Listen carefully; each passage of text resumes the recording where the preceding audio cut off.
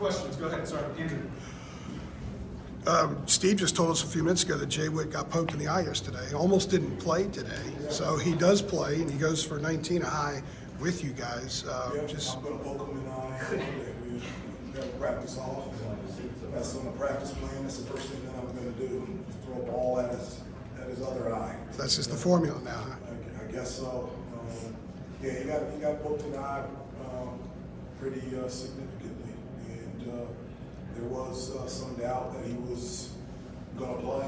And we came in to shoot around this morning, wanted to see. He put on glasses, didn't like the glasses, but he felt like the swelling, his vision was good, and there was just no hesitation. He wanted to be out there. Obviously, he made, from an offensive standpoint, he hit threes, he finished around the basket, rebounded the basketball. That was huge, but I think the biggest impact for him is the size that we had at the four, where we didn't have to double team the four either.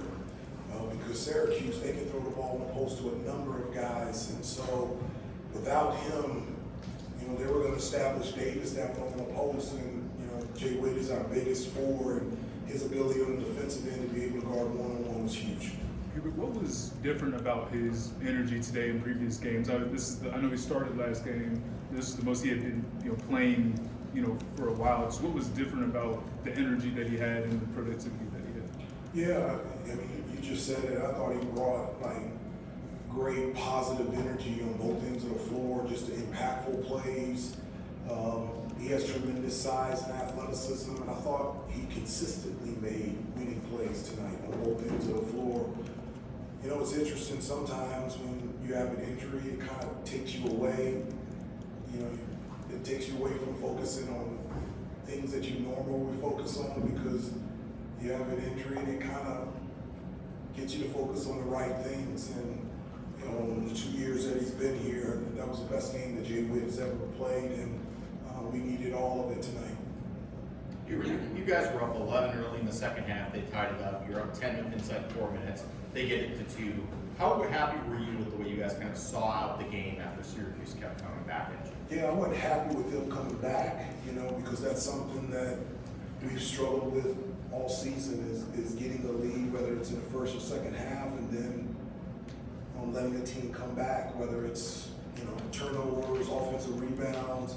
Tonight it was a combination of both, plus putting them on the free throw line. And so, but I was really happy with the response of our group, being on the road, them coming, cutting into 2 one possession game and being able to execute and get stops and extend the lead was big time from our group. I was really proud of them. Yeah, Hubert, they've struggled to guard this year. When your game plan for them, what kinds of areas did you see they wanted to try to exploit today? Exploit against us? No, against Syracuse. What part of their defense were they able to just exploit today? No, they're very long, they're very athletic. It's difficult to get to the rim.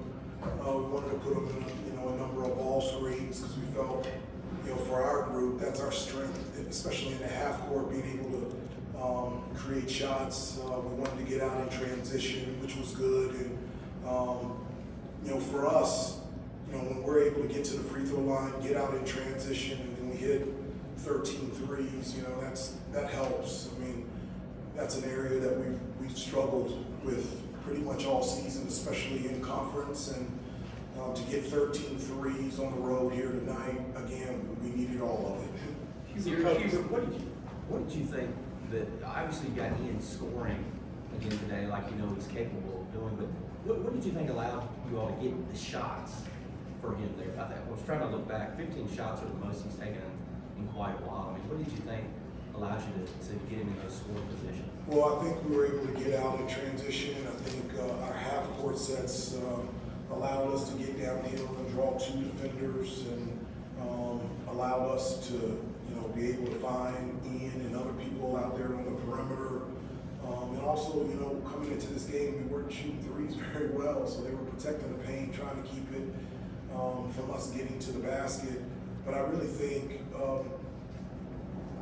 Ian hit his first 3. He did. Then he got out in transition, and that really got him going. And I think it also got him going that he's back here in New York. I know it's a long way away from the Bronx, and you know, his best friend and teammate Elijah Moore on the other end on the team. So I know that he was really excited about playing in this game. Coach? Syracuse threw the zone at you in the middle of that second half. Yeah. How did you guys go through that? Well, I mean, we knew they were going to play some zone, and you know, we got exactly what we wanted. You know, we always want to attack the basket through post or penetration, even against a zone. We want to get the ball in the middle and not settle for threes. I thought we did a good job scoring in that mid-range, getting to the basket, and also knocking down threes. Our ball movement, shot fakes, pass fakes, I thought were really good. In the second half, at the beginning of the second half, that's where we were very stagnant and struggled against that zone, and then we started to find some rhythm and find some good shots in there, and that gave us confidence to be able to execute against their zone. Did you have Question: how happy were you with the outcome of this game? You know, considering everything that happened here in this building last year. Yeah, I mean, that was a long time ago. I was just happy for the guys. They were, you know, happy in the locker room, throwing water on each other and seeing them have smiles on their faces. One of the things that I told them is that, you know, this is our team, and that, you know, for us to be successful, we have to live in the trenches. We've got to do all the little things consistently well. I told them that it doesn't guarantee that you'll win and things will work out, but absent of being and living in the trenches, you're guaranteeing yourself for it to not work out. And so for them, for it to work out today was validation for them that those little things do matter. And my hope is that we'll continue to build confidence in this young group and we continue to get better. Mike, then Andrew. Hubert, J.J. Strong's their leading scorer. Looks like though you made things difficult for him today. Defensively, what were you trying to do on that part? No, I mean, well, one thing that helped is, you know, our ability to attack the basket got him in foul trouble in the first half. You know, he really only was available for one half. And so I thought that was huge for us. I mean, I think it was within the first time out, he already had 2 fouls. And so that you know, I don't know how you stop him getting to the basket. He's big, he's quick, he's athletic, he can score with contact, he can draw fouls, he can get to the free throw line. You know, they also, you know, in the ACC, I think they're 17th in terms of free throw shooting percentage, and they shot 20 of 22. And so he's one of the better players, not only in our conference, but in the country. And you can't stop him. You're just hoping that you can defend him without fouling and not put him on the free throw line. Last one, Andrew.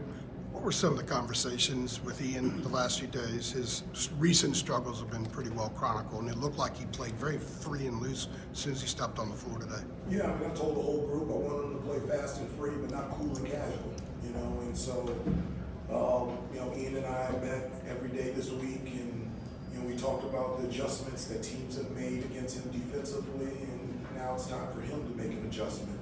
I also talked to him about that he's a basketball player, and there's more ways that he can impact winning outside of just scoring basketball. There's defending, rebounding, taking care of the basketball, all those different things. And so I challenged him to make winning plays in other areas, not just scoring.